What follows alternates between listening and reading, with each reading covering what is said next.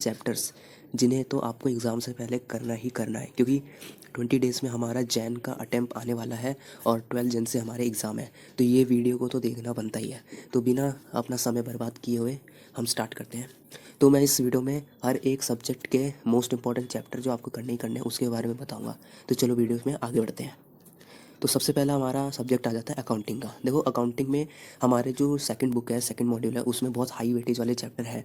तो उन्हें तो आपको करने ही करने हैं। तो जैसे उसमें सबसे पहला आता है कंपनीज अकाउंट। कंपनीज अकाउंट में टोटल फाइव फाइव यूनिट्स हैं जिन्हें तो आपको करने करना है। पार्टनरशिप अकाउंट थोड़ा मोड़ा तो हमारा 12 से रिलेटेड है, लेकिन कुछ कुछ चीज़ें नहीं है तो उन पर क्वेश्चन आ सकते हैं। बी आर एस सबसे बहुत ईजी टॉपिक है, और रेक्टिफिकेशन ऑफ एरर। लेकिन रेक्टिफिकेशन ऑफ एरर में ही पहले क्वेश्चन में ही दूसरा पार्ट ये आ जाता है। फिर आता है फाइनल अकाउंट। फाइनल अकाउंट पूरा 11 जैसा है, लेकिन ये भी थोड़ा इंपॉर्टेंट है क्योंकि इसमें दूसरी यूनिट जो है वो थोड़ी न्यू है। फिर आता है एनपीओ। ठीक है, तो ये सारे 5 जो थे चैप्टर जो आपको करने ही करने हैं। दूसरा सब्जेक्ट आ जाता है बिजनेस लॉ। तो बिजनेस लॉ में सबसे पहला आपको पता ही है इंडियन कॉन्ट्रैक्ट एक्ट 1872।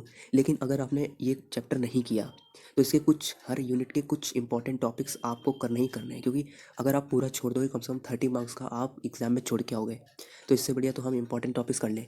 तो इंपॉर्टेंट टॉपिक जो इंडियन कॉन्ट्रैक्ट एक्ट के हैं, ठीक है, तो उसकी वीडियो मैंने डाल रखी है।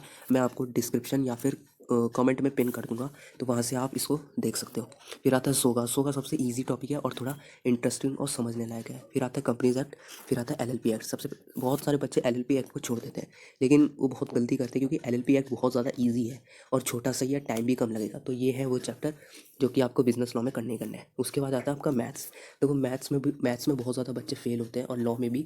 तो लॉ के तो बता दिया, लेकिन मैथ्स में बहुत ज़्यादा फेल होते हैं। ठीक है, तो उसमें कुछ चैप्टर्स हैं जो आपको करने ही करने हैं, क्योंकि उसमें से बहुत सारे क्वेश्चन बन जाते हैं। जैसे मैथमेटिक्स ऑफ फाइनेंस, जिसे टाइम वैल्यू ऑफ मनी भी कहते हैं। दूसरा लॉजिकल रीजनिंग। लॉजिकल रीजनिंग में हमारे 4 चैप्टर आते हैं। ठीक है, तो लॉजिकल रीजनिंग बहुत स्कोरिंग चीज़ है, बहुत स्कोरिंग यूनिट है। तो इसमें 4 चैप्टर तो आपको करने ही करने हैं, बहुत ईजी। ठीक है, फिर आता है स्टैटिस्टिकल रिप्रेजेंटेशन ऑफ डाटा, जो कि स्टैट्स का चैप्टर है, चैप्टर नंबर 16। ठीक है, ये पूरा थ्योरी है, 2 यूनिट है इसमें।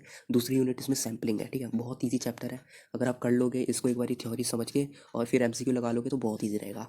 फिर आता है आपका measure of central tendency and dispersion.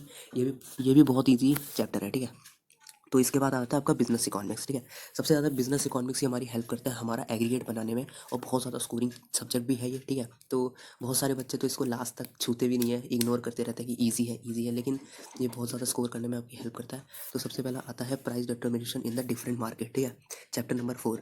फिर आता है डिटर्मिनेशन ऑफ नेशनल इनकम। ठीक है, इसमें दूसरी यूनिट इसकी थ्योरी है, पहली यूनिट थोड़ी प्रैक्टिकल है। ठीक है, प्रैक्टिकल सम इतने बड़े बड़े तो आएंगे नहीं, लेकिन आपको फॉर्मूले पता होना चाहिए। फिर आता है इंट्रोडक्शन टू बिजनेस इकोनॉमी, जो हमारा पहला चैप्टर है। ठीक है, और फिर आता है बिजनेस साइकिल। बिजनेस साइकिल बहुत ईजी चैप्टर है, और इसमें से बहुत सारे एमसीक्यू आ जाते हैं, मतलब 7 to 8 मार्क्स का तो आ जाता है। ठीक है, तो ये थे हमारे मोस्ट इंपॉर्टेंट चैप्टर जो हर सब्जेक्ट में आपको करके जाने ही हैं। ठीक है, अगर आप इन्हें नहीं करोगे तो आपका खुद का नुकसान होगा। ठीक है, तो अभी 20 डेज़ रहते हैं, अभी भी टाइम है, आप कर सकते हो। बेस्ट ऑफ लक आपको, और एग्ज़ाम को अच्छे से करना है, क्योंकि मेरा भी अटैम्प्ट है जनवरी का। ठीक है, तो मिलते हैं अगली वीडियो में, और कमेंट कर देना कि अगली वीडियो किस पे चाहिए। ठीक है, तो मिलते हैं अगली वीडियो में, तब तक के लिए पढ़ाई करो। Best of luck, bye.